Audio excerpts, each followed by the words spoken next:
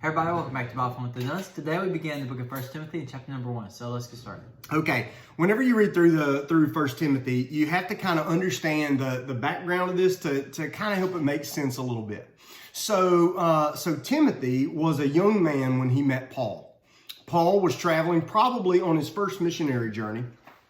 And he and Barnabas were going through, they were telling a bunch of people about Jesus. And what it seems to be, and you see this kind of in the very beginning, in verse number 2, he says, to Timothy, a true son in the faith. Now, when Paul calls Timothy a true son in the faith, what do we think that might sound like?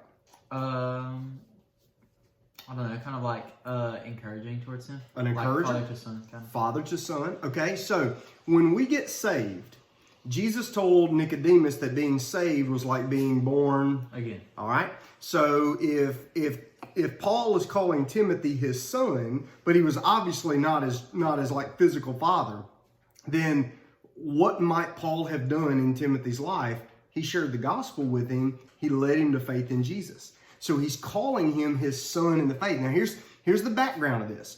So on Paul's first missionary journey, you can find this in about Acts chapter number 14.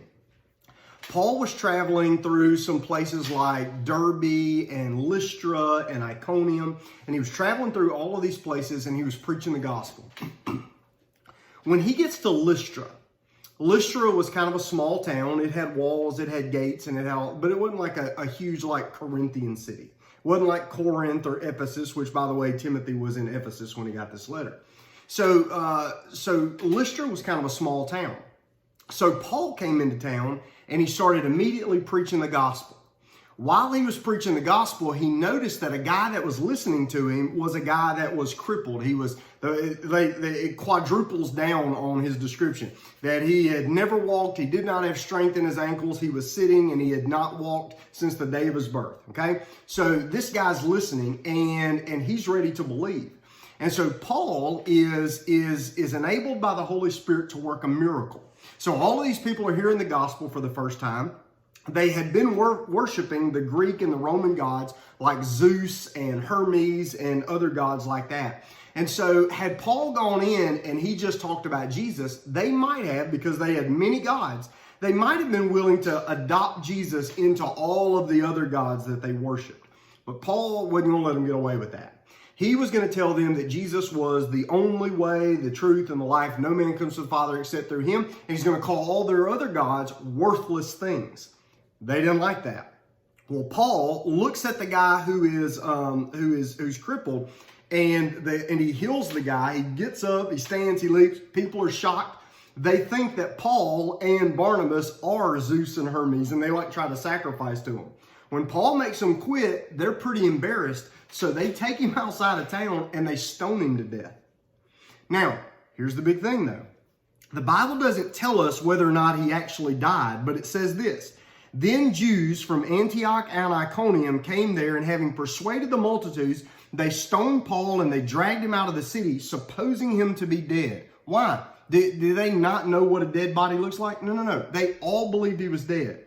But then all the Christians gather around him.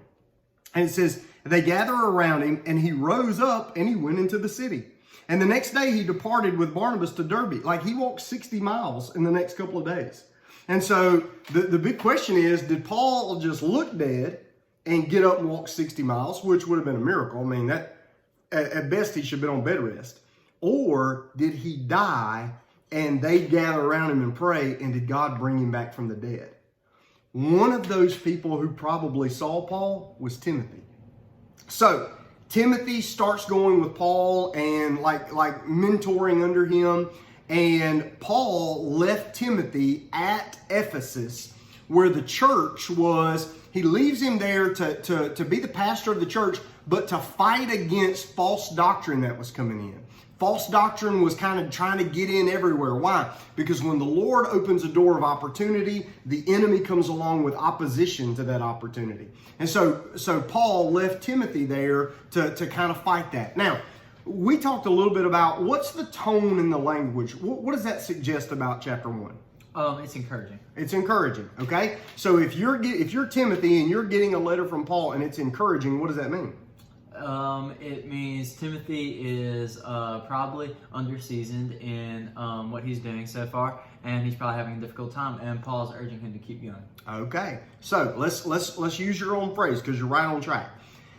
If he was getting a letter to be encouraged, that probably meant he was feeling discouraged. If he was getting a letter kind of encouraging him to stay, that probably means he was thinking about leaving. Okay, so when you read 1 Timothy, read it with the mindset of what if Timothy is a young pastor and he's got older people in his church, but they're all kind of new Christians. And when they're kind of being led to go wander off to this doctrine and the other, Timothy has to stand up and go, no, that's not true. Here's what we're going to do. And he's trying to gently lead these people, but he is young. And he is new to all of this. And he is fighting a fight that he's getting so tired.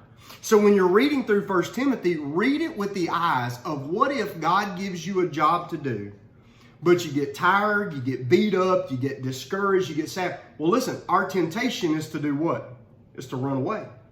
But what if the goal of this is, and listen, I urge you, that's what he says, remain in Ephesus. And he says, I thank Christ who has enabled me. I commit to you, Timothy. So there's a lot of conversations about committing and charging. He's talking to him like the way a general would talk to a soldier, and the way a father would talk to a son. He's encouraging him in all of this. And what he's telling him is, he's saying that Timothy should be reminded that God chose him for this assignment. And if God chose him for this assignment, then he should take courage and he should attempt to do his job faithfully. Now, does this just apply to Timothy in this one spot, or is it for all of us? All of us. Are we all going to one day feel like we're frustrated, we're tired, we're ready to give up, we're ready to just kind of let everybody else have it? Are we going to feel those things? Absolutely. Okay, so when we hear these words, fight the good fight of faith, and we're hearing all that, what do we do with that? We take our own encouragement and consolation through knowing God, the God who is with me, is also for me. He also equips me to do what he calls me to do, so don't run away. This is a fantastic book to tell you when you are frustrated, when you are tired, when you are ready to give up. Fight the good fight. Don't stop. Don't leave. Don't run. Don't get distracted. Stay in the fight, because the God who called you will be the God who equips you to do whatever he's called you to do. All right? Take that and use it as you read the next couple of chapters. All right? We will see you tomorrow. Bye.